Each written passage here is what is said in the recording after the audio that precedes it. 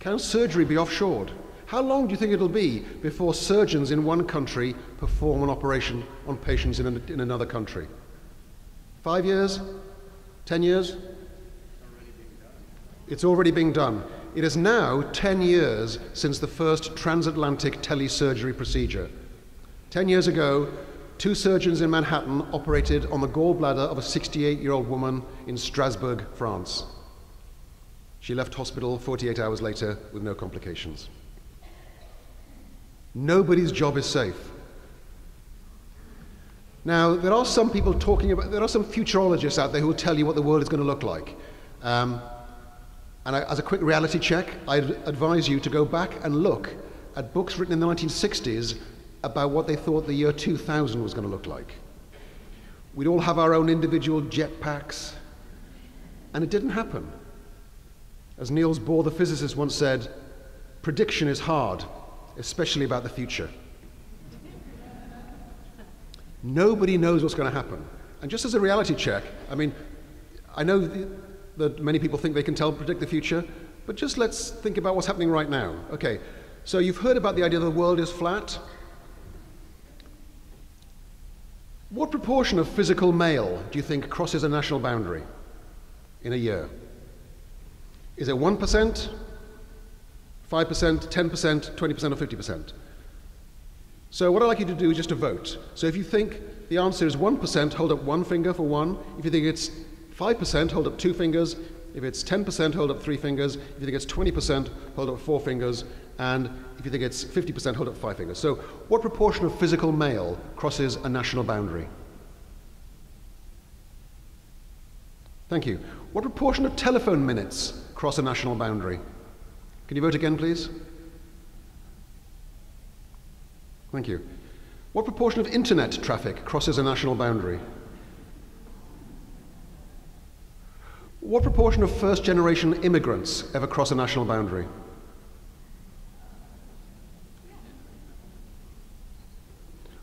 What proportion of university students cross a national boundary? What proportion of people will ever cross a national boundary in their lives? Thank you. And what proportion of goods and services cross national boundaries? Okay, thank you. You've all read The World is Flat by Thomas Friedman, and you've swallowed it hook, line, and sinker. In fact, the evidence is the Earth is mostly round with some flat bits. Only 10% of people on the planet will ever cross a national boundary in their lives. Only 17% of internet traffic crosses national boundaries.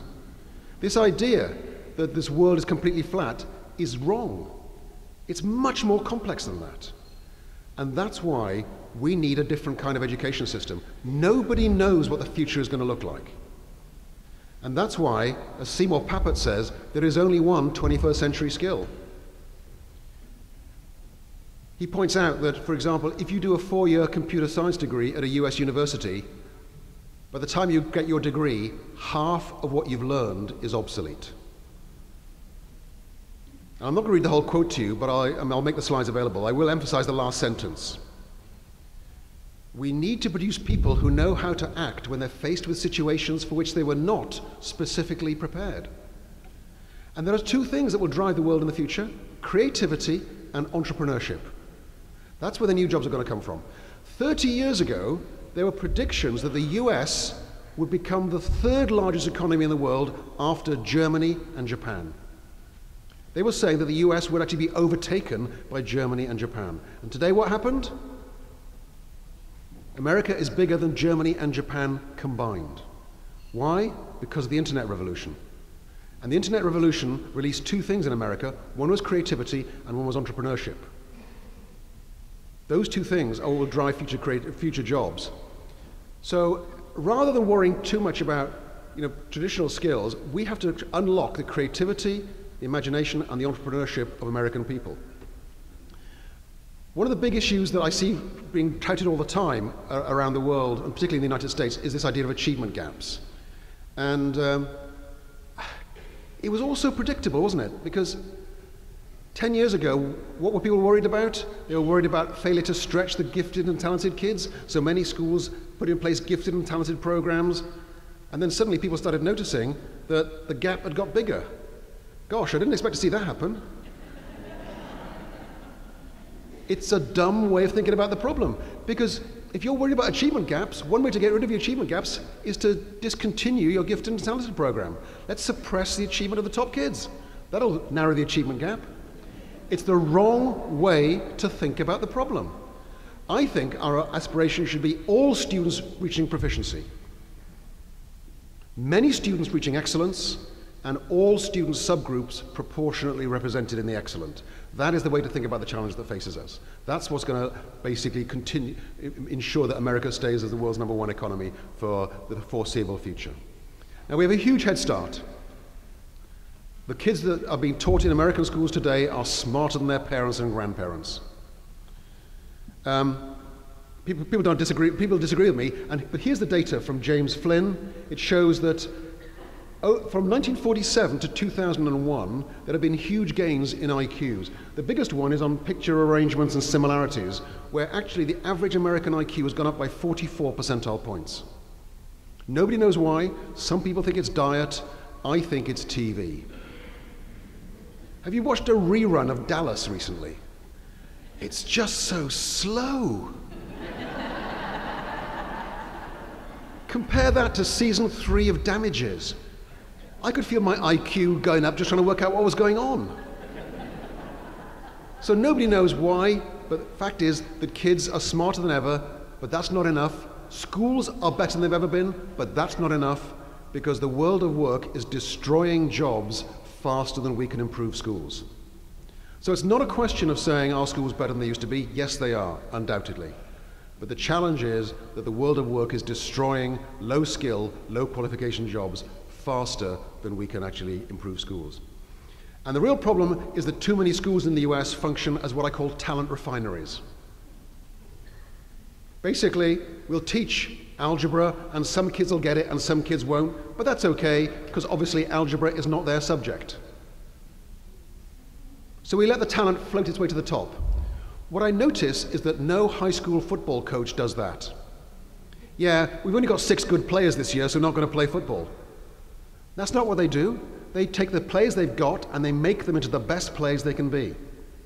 And that's why we need to move from being talent refineries to being talent incubators, and ultimately to being talent factories.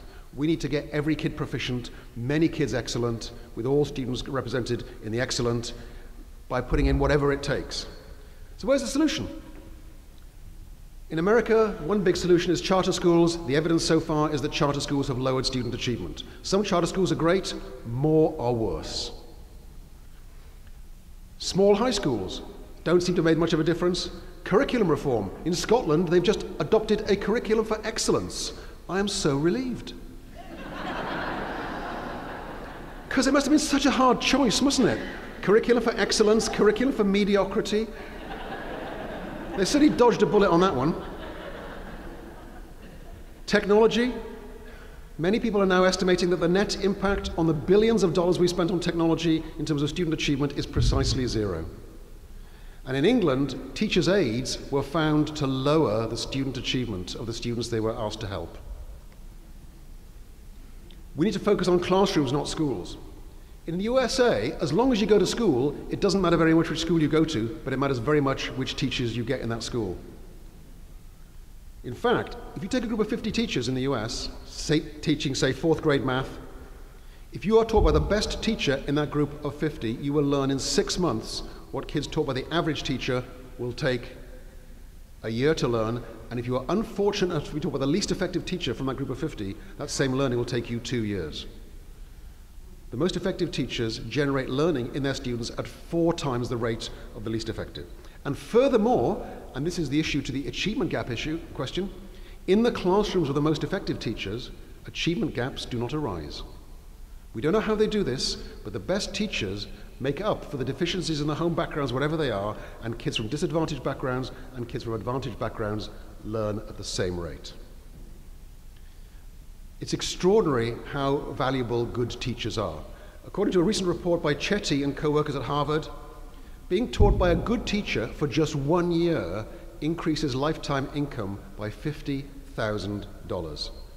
A good teacher contributes $450,000 to the US economy every single year. I did actually try asking Rick, do you think we should get more of that? Do you think they could get more of that in pay?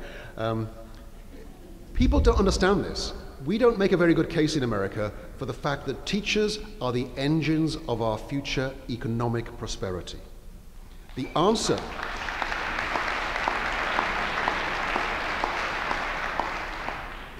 to the extraordinary challenges that face the US are not in jobs, they are in education. We need to do a better job of educating our kids, not because we're bad, we're better than we've ever been, but we have to do an even better job. And there are some really significant challenges along the way. One is long-term trends in the abilities of teachers. I don't know if you know this, but the average teacher IQ has been dropping for the last 50 years. And most people fail to guess why. It's because of the emancipation of women. So if you look at the chart, you'll see that the average IQ of male teachers hasn't changed very much. But what's been happening is that 50 years ago, many incredibly smart and talented women were diverted towards either teaching or nursing because those were acceptable jobs. And so we were unfairly taking advantage of the lack of opportunity for women in the workplace. And as these opportunities have expanded, then women have actually moved towards these places, so we actually are now allowing people to achieve their potential in other fields. We're not constraining them to work in education.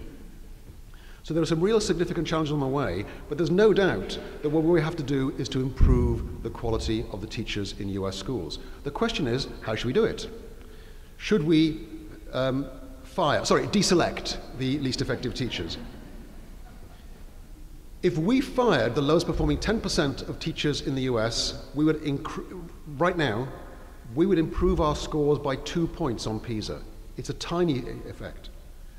If we could require teachers to have master's degrees, would that make a difference? As far as we can judge, no effect at all. Let's say we could raise the bar for entry into teaching so that we no longer let the lowest performing 30% of teachers into the profession. What would that do? We'd get an extra 5 points on PISA in 30 years' time, because it would take 30 years for the change to work through the system. So the only way to improve our education system is to work with the teachers we already have. What I call the love the one you're with strategy. Now, this is a very important argument. So far, I hope I've established that education is the key to our future economic prosperity. The only way that the US can keep its position as the world's #1 economy is to have high standards of student achievement, and the only way to have high standards of student achievement is to work with the teachers who are already working in our schools. So how should we do that? How do we speed up teacher improvement? Because it is quite slow. The research currently shows that left to their own devices, teachers improve productivity by about 5% over the first 10 years of their career. So if you're taught by a 20-year veteran, you will learn more, about 2 weeks more per year than if you're taught by a novice. The difference between a novice and a novice and an average teacher on their first day is 10 times the progress made by an average teacher in their entire teaching career. So how do we speed up the teacher improvement? Well, of course, in some states, the answer is merit pay. Unfortunately, merit pay doesn't work. They've tried that in Tennessee. It doesn't work. It can't be done fairly. Let's say a country adopted a system where they tested kids every year at the end of 3rd grade, 4th grade, 5th grade, 6th grade, 7th grade. Let's just say that, just for the sake of imagination, yeah? And you look at the kids' scores, and you see that these kids' scores have gone up fairly steadily, but in the 4th grade, there's a big leap in scores. Should you give a bonus to the grade 4 teacher? Well, maybe the reason for that leap in grade 4 was because of the grade 3 teacher spending a lot of time on problem solving, on resilience, on independence in learning. And the idiot who teaches the class in 4th grade looks brilliant because he's building on somebody else's foundations. It turns out from the value-added work that good teachers contribute to students' learning for at least 2 years after they stop teaching them. Good teachers make the teachers who teach the kids the following year and the year after that look better. So you cannot work out who the good teachers are by looking at value-added. So what I'm suggesting is we need to create a culture of continuous improvement in our schools. Let's give up on merit pay, let's just pay teachers fairly, and then let them get on with the idea of improving. The idea that I'm proposing is that every teacher needs to improve, not because they're not good enough, but because they can be even better.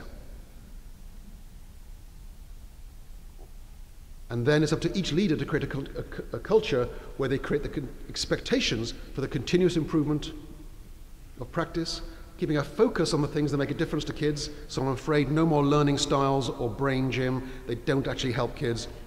And then supporting risk-taking and encourage teachers to develop their practice through providing support. The evidence is that if we try to do this, we can actually produce extraordinary changes in student achievement. One of the arguments about this is formative assessment. I'm not going to spend a lot of time talking about formative assessment, not least because my computer has decided to do something very strange. But to close, what I'd like to suggest is that the thing that will unlock education in America is this idea that every teacher needs to get better. Not because they're not good enough, but because they can be even better. When you do that, you unleash a whole range of really quite extraordinary changes. The first is you stop this witch hunt for the least effective teachers. When you use value-added models, some teachers are going to end up at the bottom of the pile, and so every teacher is going to refuse to cooperate with any other teacher because if you make another teacher look better, you might harm your own chances. Secondly, all teachers fail. Teaching is so complicated that you never get it right all the time. And what happens when you think you can't get any better is you start blaming the kids. Those are the teachers who say, what can you expect from these kids? It's a self-preservation mechanism. I couldn't teach this kid, therefore it must be the kid's fault, not mine. When you embrace a growth mindset for teachers as well as kids, you create an extraordinary culture in which everybody gets better, not because they're not good enough, but because they can be even better. And I think the incredible thing about this is that teaching is unique in a profession in this way. Because to a good teacher, no amount of success is enough. When I was teaching in London in the 1970s, my kids used to say to me, "Sir, you're never satisfied." And I would say, precisely. Because every one of us knows that no matter how well we've done, we can always do better.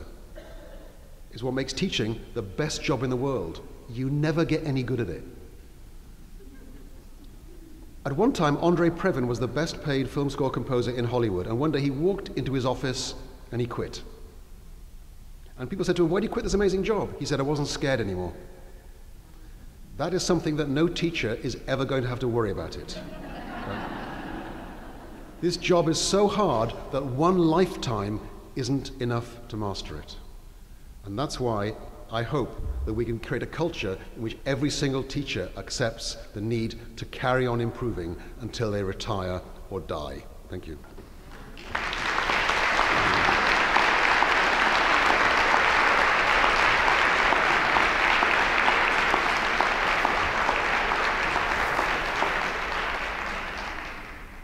Bob tells me we have a time for some questions. Do we have a microphone going around? Hey, we have a microphone in the back there. Does anybody have any questions or reactions?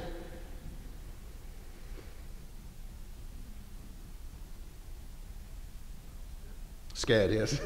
Yeah, there's a brave person over there.